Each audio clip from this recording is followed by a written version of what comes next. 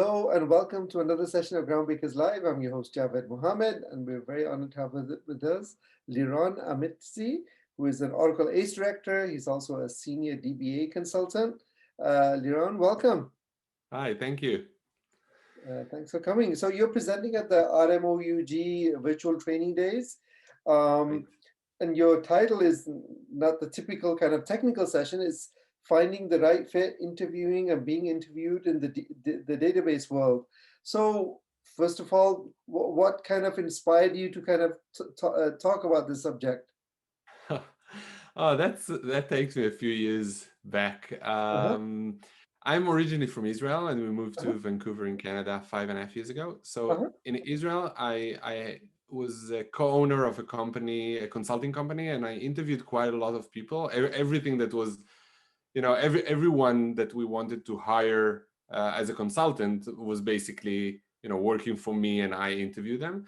uh-huh, And at some point, I refined, let's say, my interview process, and I really liked it. And the interviewers gave me feedback that they like my interviews as well. So I decided to write a blog post about that in my blog.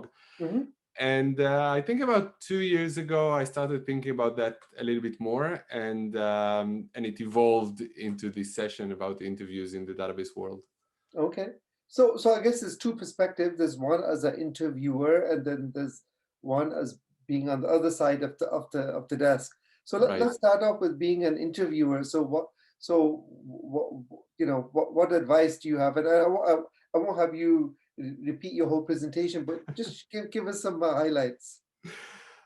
I think two of the most important things is first, make the candidate feel safe and comfortable. Hmm. I think this is one very important thing, because if they are under stress or they don't feel as comfortable, you not really get to know them. Uh-huh. And I think this is And how do you do that? How do you make them feel safe and comfortable? Usually I start with a small chit chat, talking about, general stuff, life, whatever. Hmm. And once it's an open conversation and it's a friendly environment, they feel more comfortable. And, and, Uh, and, and one thing you haven't mentioned, but I will say just in the first time interacting with you, is your smile is very powerful. So Thank that you. also makes people feel comfortable. Yeah, that's true. Uh-huh. Um, and so that was the first advice, I think, which is very strong to keep the candidate comfortable. And the other thing is that when you get to the technical part of the interview, Uh-huh. choose the question wisely, and try to pick questions that are more conversation like. Most of the session, um, next week I'm going to talk about the conversation, about the discussion, about making that not an interview of questions and answers, but more of a discussion. So can you give us perhaps like an example? So perhaps maybe the first one is how not to do it, and then how to could you do that? Okay, so questions that I don't like, for example, technical Imagine questions. imagine I'm the candidate. Okay, it's All just right. asking you about a parameter in a database parameter. What these I don't know. Let's find one.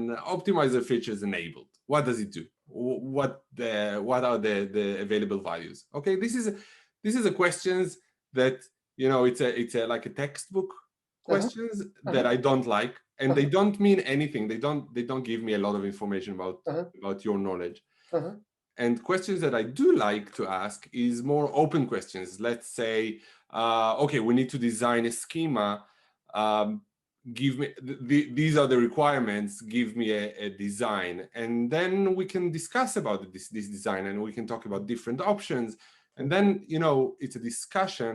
It takes time, but it I get to know you much better, and I Uh-huh. get to understand what you really Uh-huh. know and understand. Okay. And as an interviewer, like what kind of preparation do you usually do, or do you recommend? Yeah, so first of all, and this is very important, you ask about the preparation. Some interviewers don't prepare at all, Mm-hmm. which I think is a really bad practice.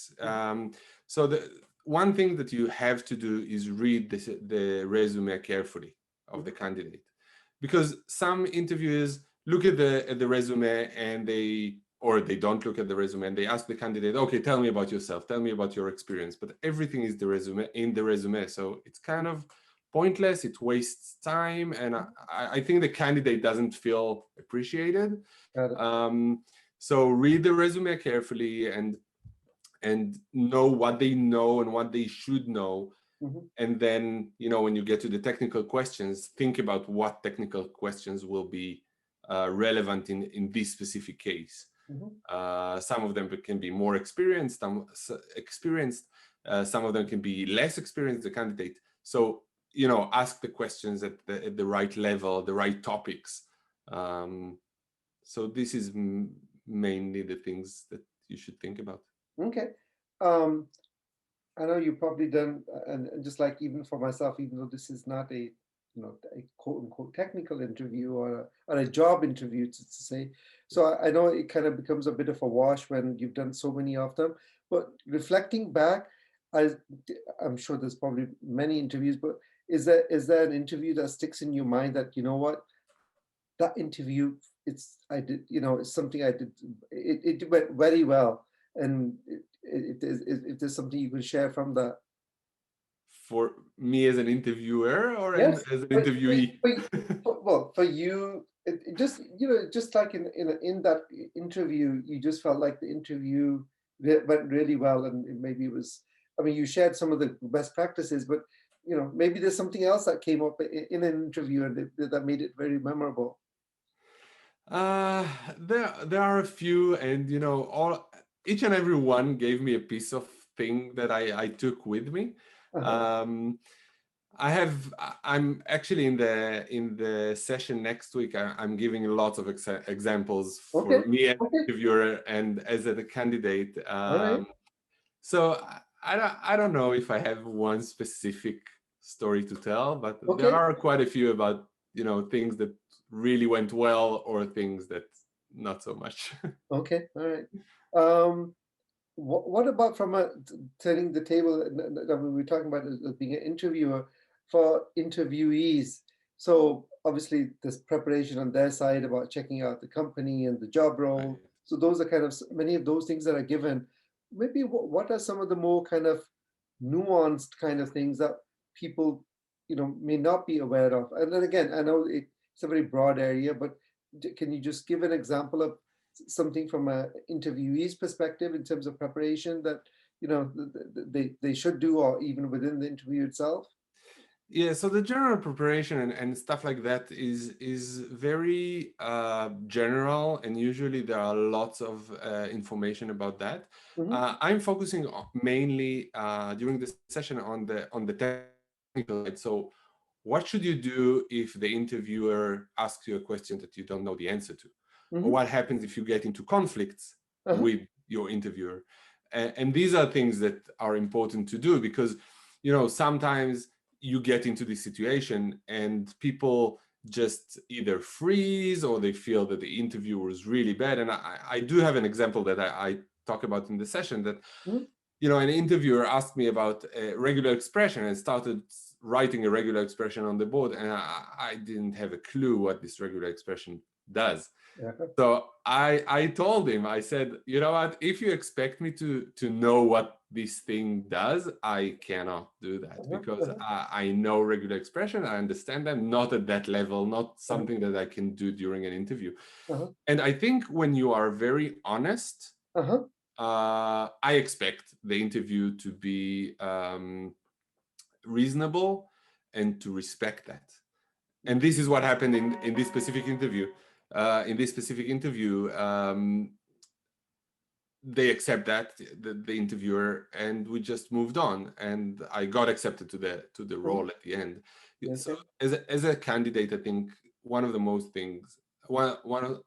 most important things Hmm. is to be honest with yourself and with the interviewer. And if you're nervous, just say so. And we all understand that this situation is a bit stressful, and Hmm. I think this is what people should do. Okay. All right. Well, I think it's a very important topic, and I would definitely encourage the viewers out there to check it out. I'd like to ask you one kind of a follow-up question, and this is even though as you mentioned, you do many technical interviews. I'm just saying outside, just for entertainment, or people watch late night shows and the different talk show. Do you have a favorite, and if so, who is it and why? Wow. I wasn't prepared to this one. Uh-huh. I don't know. I see all kinds of different things mainly on YouTube. I don't see talk shows on the Uh-huh. TV. Uh-huh. However, I do like podcasts. Okay. So Do you have a yeah, favorite? Do you have a favorite podcast? yeah, I've got a few actually. Uh-huh. It depends how technical or non-technical you want to go. Uh-huh. But for computer geeks mainly that are really interested in security stuff, Uh-huh. there's a podcast called Security Now, Uh-huh. hosted by Tweet, Okay. This Week in Tech, Uh-huh. TWIT. And I think it's been running for 15 years every week or Wow. something like that. It's crazy, but Uh-huh. it has tons of technical information about security stuff, about how stuff work, and it's Uh-huh. really interesting. Uh-huh. So that's one. One that is not technical, or maybe two, I would say. There are podcasts. One relatively new one started during the pandemic last year, Uh-huh. called Rebel Entrepreneur, Uh-huh. about building a business in a bit of a different way that most people think, and it's really interesting. And the last one is Manager Tools. I don't know if it's still running. I listened to it a while ago, Uh-huh. but even if it's not, it's still relevant, and it has lots of content, and it's really interesting about managing other people, and workplace environment, how to react, how to collaborate, stuff like Uh-huh. that, and it's really interesting. Okay, great. Well, thank you so much for giving those recommendations. I'll definitely check them out. So again, just to encourage all the viewers to actually check out your presentation. I think there's going to be lots of tips both for interviewers and interviewees. Liron, all the best. Thank you very much for having me. Thank you.